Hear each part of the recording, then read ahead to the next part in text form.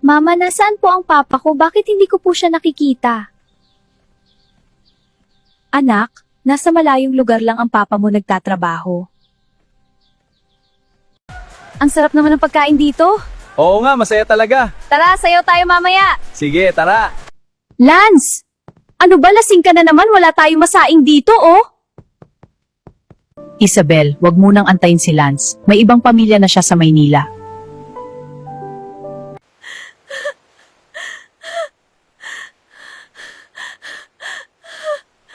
Mama, okay ka lang po ba? Umalis ka dito! Alis! Alis!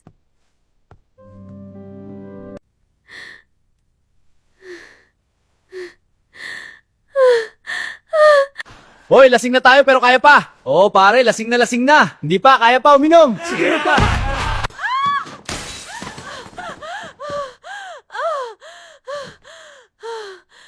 Lance! Talaga bang hindi ka titigil kakainom malapit na akong mga anak? At inumbos muna ang pera mo, kawaldas! Hindi ko ginusto na may nangyari sa atin at yung pagbubuntis mo! Bakit hindi ko nakikita ang papa mo, Asha? Isabel, anak, magpakatatag ka para sa anak mo. Bye, Asya. Let's go. Malaki na siguro ang anak namin ni Isabel.